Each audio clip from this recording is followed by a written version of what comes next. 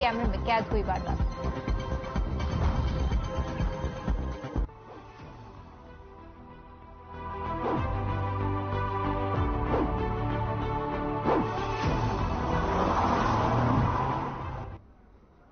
हरियाणा के मुख्यमंत्री मनोहर लाल ने प्रदेश के सभी लोकसभा क्षेत्रों में हो रहे विकास कार्यों को जमीनी हकीकत की समीक्षा के लिए उच्च अधिकारियों के साथ प्रबुद्ध लोगों का संवाद करवाने की एक नई पहल शुरू की है, ताकि जमीनी स्तर पर क्षेत्रों में हो रहे विकास कार्यों की जानकारी मिल सके।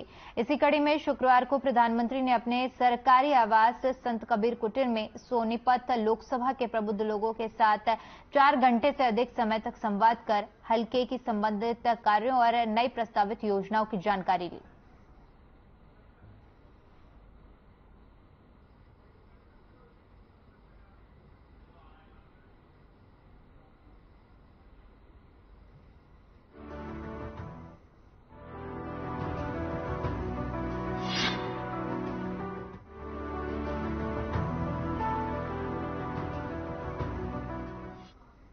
बीजेपी ने हरविंदर गर्ग को प्रदेश सरकार में अहम जिम्मेदारी दी है। हरविंदर गर्ग को दक्षिण हरियाणा बिजली वितरण निगम में इंडिपेंडेंट डायरेक्टर बनाया गया है। बता दें कि पंचकुला के रहने वाले वीरेंद्र गर्ग बीजेपी संगठन में कई पदों पर हैं।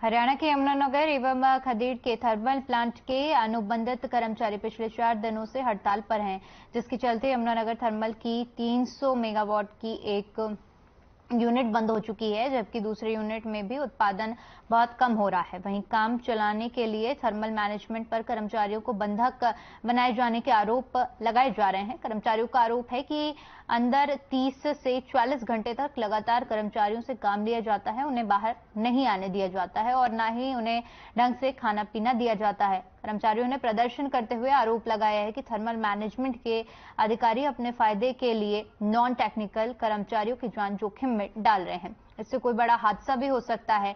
जिन कर्मचारियों को काम का तजुर्बा नहीं है, उनसे काम लिया जा रहा है। कर्मचारियों ने हरियाणा कौशल रोजगार विकास निगम में शामिल होने की गुहार लगाई।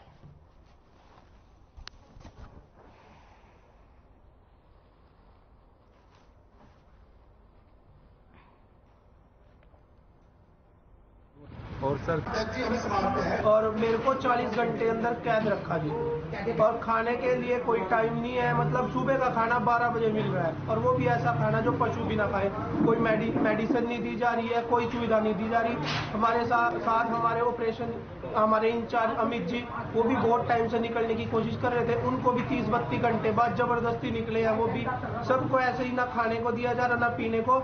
नए लड़के लेके आए जा रहे हैं कि काम के लिए, लेकिन उनको ये नहीं बताया जा रहा अंदर स्ट्राइक है, वो भी अंदर कैद है। दिक्कत ये आ रही है, पिछले 4 दिन से हमारे कर्मचारी प्रदर्शन करके बैठे हुए हैं, लेकिन हमारे कुछ कर्मचारी उस रात जो ड्यूटी पर रह गए थे, उनको यहाँ से छोड़ा नहीं जा रहा है। एक तरीके से उनसे बंधुआ मजदूरी करवाई जा रही है, 40-40 घंटे काम करवाया जा रहा है। उनकी वीडियो कॉलिंग के माध्यम से हमारे जो थर्मल के प्रधान हैं, उनके पास कॉल आ रही है कि हमें यहाँ से छुड़वाया जाए। ऐसा कहीं भी किसी विधान में नहीं लिखा हुआ है कि किसी को जबरदस्ती अंदर डाला जाए। जो काम करने वाले कर्मचारी हैं वो हड़ताल पे है। जो निठल्ले निखम्मे अधिकारी इस थर्मल पावर प्लांट को नहीं चला पाएंगे। इसी कारण इनकी एक यूनिट बंद होने के कारण इस सरकार को 5,000 करोड़ रुपए का चूना हर रोज इस निकम्मी मैनेजमेंट के कारण सरकार को लग रहा है।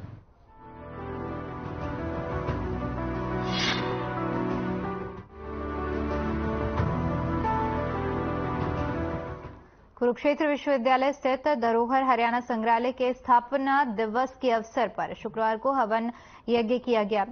कार्यक्रम में मुख्य अतिथि कुरुक्षेत्र विश्वविद्यालय के कुलपति प्रोफेसर सोमनाथ सचदेवा ने हवन में आहुति डाली। इस मौके पर कुलपति प्रोफेसर सोमनाथ सचदेवा ने कहा कि धरोहर हरियाणा संग्रहालय हरियाणा ही नहीं बल्कि पूरे देश का एकमात्र ऐसा संग्रहालय है जिसके माध्यम से हरियाणा की सांस्कृतिक विरासत को दर्शाया गया है।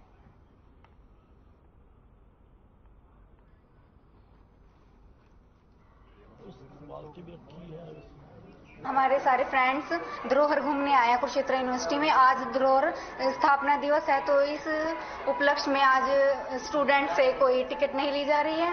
तो आज ये हमें मौका मिला है धरोहर घूमने का, हमें जो हमारी संस्कृति है उसको जानने का, और यहाँ पर आकर हमें बहुत अच्छा लग रहा है। धन्यवाद। हाँ जी, फ्री में टिकट मिली आज सभी को। आज जो धरोहर का वो स्थापना दिवस है, इस उपलक्ष्य में हमारा धरोहर आज 18 साल का हो गया है। तो इस शुभ अवसर पर मैं उन सभी लोगों को जिनका कंट्रीब्यूशन रहा है इस धरोहर को बनाने में, इस धरोहर की स्थापना में, और इस धरोहर को आज इस खूबसूरत अंजाम तक पहुंचाने में, और कुरुक्षेत्र विश्वविद्यालय परिवार के सभी सदस्यों को, सभी हमारे फैकल्टी मेंबर्स को, स्टाफ मेंबर्स को, स्टूडेंट्स को इसकी बहुत बहुत बधाई देना चाहूँगा। आप सबका बहुत बहुत स्वागत और हार्दिक अभिनंदन इस शुभ अवसर पर। धरोहर आज हरियाणा का ही नहीं पूरे देश के अंदर इसका नाम है। आज स्थापना दिवस के अवसर पर मुख्य अतिथि के रूप में थे और विशिष्ट अतिथि के रूप में हमारे रजिस्ट्रार महोदय, वो भी हमारे बीच थे। उन्होंने हमें शुभकामनाएं दी, ब्लेसिंग्स दी।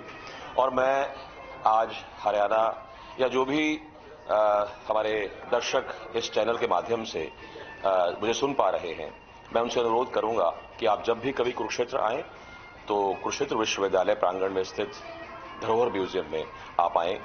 आपको हम अपने गांव की संस्कृति से रूबरू कराएंगे, और हमारी ये इच्छा होगी कि अगर आप हरियाणा को नजदीक से जानना चाहते हैं तो धरोहर आपको वो सब चीजें यहां पर दिखाएगा।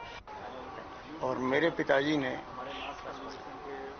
1947 में एक साइकिल फिलिप्स मेड दिल्ली से खरीदी थी, जो कि उनके आशीर्वाद से मैंने अच्छी तरह से उसको संभाल के रखा, और उनकी ओरिजिनल रसीद भी है जो मैंने कुरुक्षेत्र यूनिवर्सिटी के संग्रहालय को अपनी तरफ से भेंट कर दी है, ताकि यहाँ पर आने जाने वाले लोग ये भी सोचें, देखें कि हमारे देश ने उस समय से और आज तक कैसे प्रगति की है।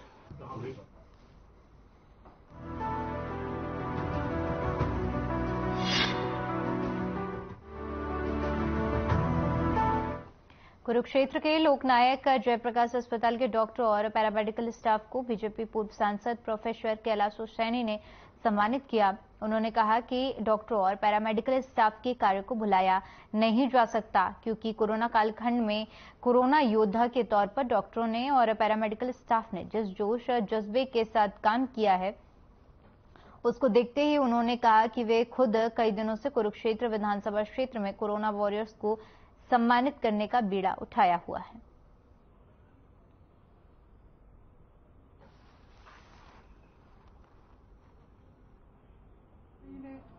कोरोना काल में बहुत ज्यादा माननीय एक्स-एमपी कुरुक्षेत्र मैडम कैलाश सैनी जी ने कोविड से जिन डॉक्टर्स ने और पैरामेडिकल स्टाफ ने, स्टाफ नर्सिस ने, लैब टेक्नीशियन ने, हमारे वार्ड अटेंडेंट ने, स्वीपर्स ने, कोविड में 2020 से अब तक जिन्होंने बहुत अच्छा काम किया है, मैडम ने उनको यहाँ पीएम ऑफिस में एलएनजेपी सिविल हॉस्पिटल में आकर के सम्मानित किया है। इसके लिए मैं मैडम का बहुत बहुत धन्यवाद व्यक्त करता हूँ, क्योंकि ये बहुत ही सराहनीय कार्य है। जो हमारे हेल्थ वर्कर अच्छा काम कर रहे हैं उनको सम्मानित करना तो ये बहुत अच्छा है, उनको आगे मोटिवेशन मिलती है। कोरोना वॉरियर्स को आज सम्मानित करा है जी हॉस्पिटल में, और बड़ा गर्व और फख्र महसूस होता है जब इंसानियत का जज्बा रखने वाले किसी भी इंसान को अदम्य साहस और अपनी जान की परवाह ना करते हुए कार्य करने वाले को मैं ऑनर करती हूँ अपनी तरफ से, अपनी संस्था की तरफ से, खुद अपनी जेब से मैं सम्मानित करती हूँ। मुझे बड़ी खुशी होती है कि ये जो मेरी अपनी सेल्फ अर्निंग है इसमें से मैं कुछ करूँ, ना कि मैं अपने ऊपर ही खर्चा लगा रही हूँ, सारा अपने पे ही उड़ेल रही हूँ। I must serve others with that money that I earn.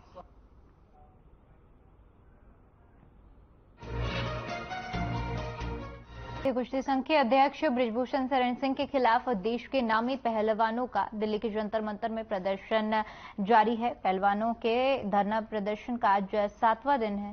Brijbhushan Sharan Singh की गिरफ्तारी की मांग की जा रही है। वहीं आज सुबह कांग्रेस नेता प्रियंका गांधी और दिल्ली के मुख्यमंत्री अरविंद केजरीवाल पहलवानों से मिलने के लिए जंतर मंतर पहुंचे। प्रियंका गांधी ने पहलवानों से मुलाकात की और साथ ही साथ बृजभूषण शरण सिंह के इस्तीफे की मांग की।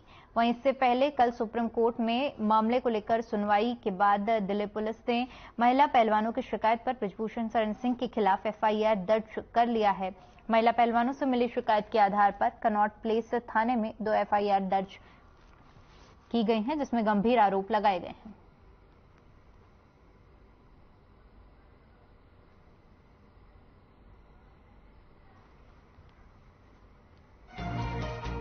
मंत्री मनोहर लाल फरीदाबाद के दौरे पर हैं। सीएम ने फरीदाबाद में ग्रीवेंस कमेटी की बैठक की अध्यक्षता की। वहीं इससे पहले मुख्यमंत्री ने फरीदाबाद के सभी पटवारियों को टैब वितरित किए। वहीं ग्रीवेंस कमेटी की बैठक में केंद्रीय मंत्री कृष्णपाल गुर्जर, कैबिनेट मंत्री मूलचंद शर्मा, विधायक नरेंद्र गुप्ता, पूर्व चेयरमैन नयनपाल रावत, पूर्व राजनीतिक सचिव अजय गौड़ और मुख्यमंत्री के ओएसडी जवाहर यादव समेत प्रशासनिक अधिकारी मौजूद रहे। वहीं इस दौरान सीएम ने शिकायतों पर तुरंत एक्शन लिया। शिकायतकर्ता वंदना भारद्वाज ने 2007 में 209 गज का प्लॉट एचएसवीपी से खरीदा था, लेकिन विभाग ने प्लॉट का साइज कम कर दिया और वंदना को 135 गज का प्लॉट मिला। मामले में मुख्यमंत्री ने एचएसवीपी के प्रशासक से इस बारे में बातचीत की और समाधान के लिए आदेश दिए।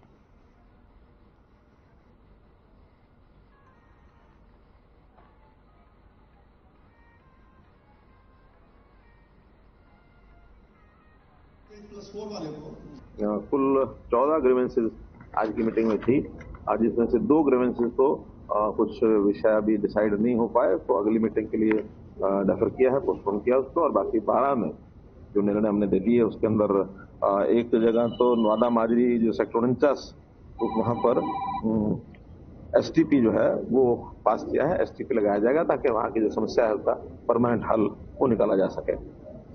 एक स्कूल की जो कंप्लेंट आई थी जिसके अंदर किसी बच्चे को एडमिशन देने के लिए अभिभावक जो गए तो उन्होंने फीस ले ली और बाद में उस बच्चे का एडमिशन नहीं हुआ तो उन्होंने फीस देने से मना किया। लेकिन उन्होंने कहा या तो फीस वापस करें, नहीं तो उसके खिलाफ कार्रवाई करेंगे एफआईआर। कोई बच्चे का एडमिशन या तो करने के बाद कोई बाहर निकालता तो फीस रख सकते हैं, लेकिन अगर एडमिशन हुआ ही नहीं है, वो वेटिंग लिस्ट में है, तो उसकी फीस रखने का उनका अधिकार नहीं है। इसको वापस करने के लिए निर्देश दिए हैं। कुछ लोग ऐसे हैं जो सीएम विंडो में हैबिचुअल होकर के और बहुत संख्या में और सीएम विंडो लगाते हैं। मुझे लगता है कि वो सीएम विंडो का एक दुरुपयोग करने के लिए और बल्क में लगाते हैं ताकि अधिकारी जो है वो परेशान रहें। ऐसा एक ग्रुप ध्यान में आया है। उन्होंने कहा कि पिछले 6 महीने में उनकी जितनी कंप्लेंट्स आई है, अगर किसी एक फोन नंबर से 20 से ज्यादा कंप्लेंट आती है तो उसको हम दीवार कर देते हैं, उसको चेक कर देते हैं कि उस जगह से वो व्यक्ति भी और वो फोन भी दोनों को हम डिबार कर देते हैं। तो ये हमने आज एक केस में उनको बताया है।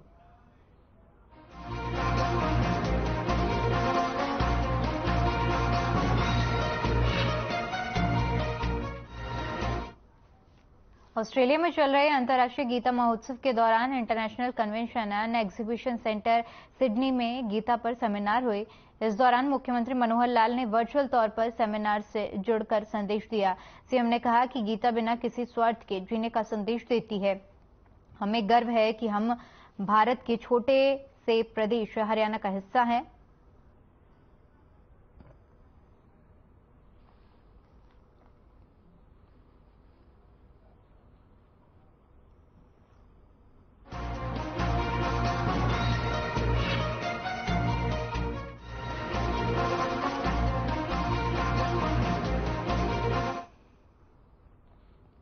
ऑस्ट्रेलिया के सिडनी में अंतर्राष्ट्रीय गीता महोत्सव का आयोजन किया गया। कार्यक्रम में सीएम मनोहर लाल ने वर्चुअल तौर पर संदेश दिया।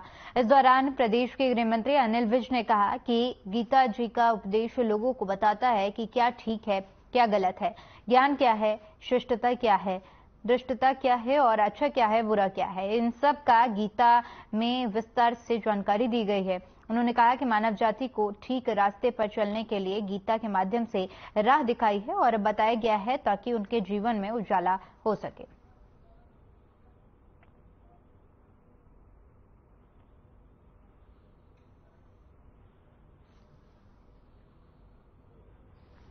People of the area also. Some more industries are also being set up there. So I also invite you all you that you should come to set up your industry there. There are single window.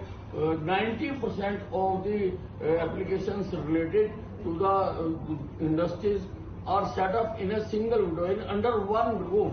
One roof service we are providing to the entrepreneurs for coming to Haryana to set up their industries. So in this meeting, I invite you all to come here. You will find no problem, no difficulty, no law and order problem. Everything is proper for an environment is very good for setting up any type of industries you wish. We give maximum emphasis for new technologies, for energy saving units.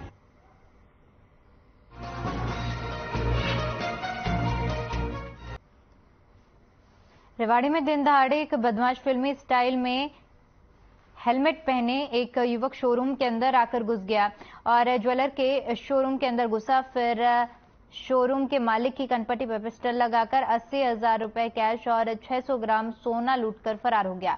वारदात के बाद शहर के व्यापारियों में गुस्सा का माहौल है।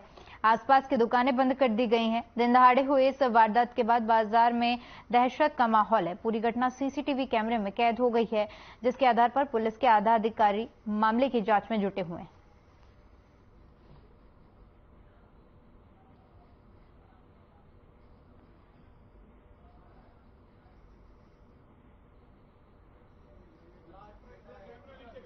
हमें संज्ञान में आया, हमारी सभी टीमों ने विजिट किया है सीन ऑफ क्राइम को और we are registering an FIR immediately और जो भी इसमें उपयुक्त कार्रवाई होगी हम करेंगे। कुछ सीसीटीवी फुटेजेस आई हैं और वी आर वर्किंग ऑन दो सीसीटीवी फुटेजेस। तो हमारी जो CIA जो टीम्स हैं वो हमने इस पे लगा दी हैं और वेरी सुन हम आपको रिजल्ट्स देंगे। और एकदम एक आदमी आया और मेरे को पिस्टल दिखाई, पीछे बिल्कुल बैठा और हाथ पे पिस्तौल डाल दी और सीधा ऊपर आ गया। गद्दी पर सीधा लेके उन्होंने जितना भी कैश है सारा निकाल दिया। तो मैं घबरा गया एकदम, क्योंकि पिस्टल हाथ में थी उसके। तो मैंने कि भैया कैश उसमें रखा है अपने आप। उसने दराज में से तकरीबन 60 से 70 हजार रुपए तो वो उसने निकाल लिए और बैग में रख लिए। मैंने कि चलो काम हो गया, कैश ले लिया, कोई बात नहीं। उसके बाद बोला आप तो सोने का जेवर और तो मैं उस समय घबराया हुआ था। जो मेरे पास यहाँ इस दराज में डिब्बे रखे थे 3-4, मैंने वो उसको दे दिए। उसको लेने के बाद उन्होंने बोला जेवर और होंगे। मैंने जी और नहीं है। मैं हाथ जोड़ के उससे कहने लग गया कि मैं बहुत जेवर नहीं है, यही है।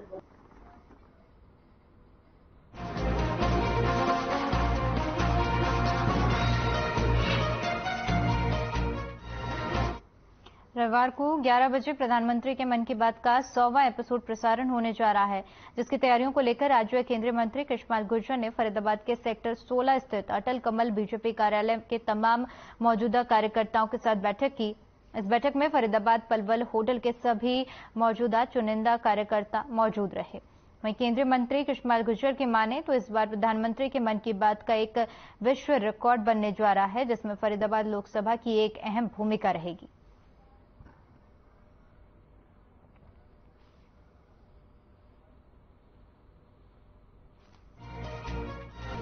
लंबित ट्यूबवेल कनेक्शनों को लेकर एक दिन का किसानों ने सांकेतिक धरना दिया।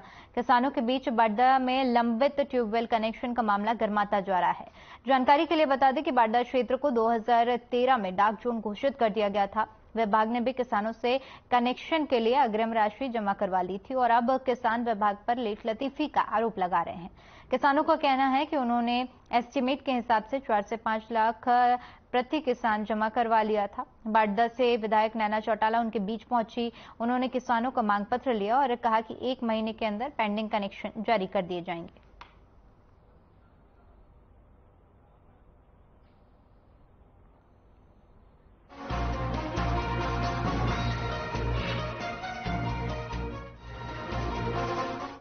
भिवानी में अतिरिक्त उपायुक्त डॉक्टर हरीश कुमार वशिष्ठ की अध्यक्षता में स्थानीय पंचायत भवन में एक समीक्षा बैठक का आयोजन किया गया, जिसमें आयोजित होने वाले चौथे चरण के अंत्योदय परिवार उत्थान मेले के लिए निर्धारित मानक संचालन प्रक्रिया को लेकर नोडल और जोनल अधिकारियों के साथ अन्य संबंधित विभागों के अधिकारियों की बैठक हुई। बैठक में एडीसी वशिष्ठ ने 1 मई से आयोजित होने वाले मेलों की निर्धारित मानक संचालन प्रक्रिया के बारे में विस्तार से समीक्षा की और संबंधित अधिकारियों को आवश्यक निर्देश दिए गए।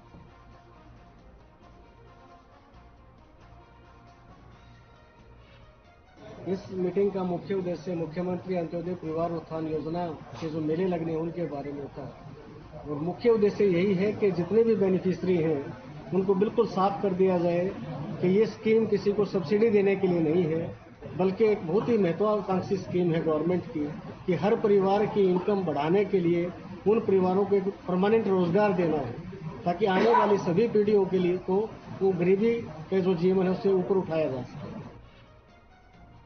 परिवार पहचान पत्र में त्रुटियां ठीक करने के लिए आज से 3 दिवसीय कैंप की शुरुआत की है, जिसमें काफी संख्या में लोग अपना परिवार पहचान पत्र ठीक करवाने के लिए पहुंच रहे हैं। लेकिन वहीं दूसरी ओर इस कैंप के लिए टीचरों की ड्यूटी लगाई गई है, जिस कारण स्कूलों में बच्चों की पढ़ाई का नुकसान हो रहा है। झज्जर जिले में जगह जगह परिवार पहचान पत्र में त्रुटियां ठीक करने के लिए कैंप लगाए गए, जिसमें शिक्षकों की ड्यूटी लगाई गई। शिक्षक स्कूल से छुट्टी लेकर इन कैंपों में अपनी सेवाएं दे रहे हैं, जिस कारण स्कूल में स्टाफ की कमी होने के कारण जहां बच्चों को पढ़ाई का नुकसान हो रहा है, वहीं इस समय एडमिशन का वक्त है, लेकिन स्टाफ न होने के कारण सरकारी स्कूलों में एडमिशन सुचारू रूप से नहीं हो पा रहे हैं। एक अध्यापक ने बताया कि उनके स्कूल में केवल 4 अध्यापक की नियुक्ति है, जिसमें से 1 बीमार है और एक दूसरे का मई में रिटायरमेंट है। ऐसे में स्कूल में केवल 2 शिक्षक हैं, जिसमें से 1 की ड्यूटी परिवार पहचान पत्र शिविर में लगाई गई है और स्कूल में केवल 1 शिक्षक है, जिसके सहारे स्कूल का संचालन हो रहा है।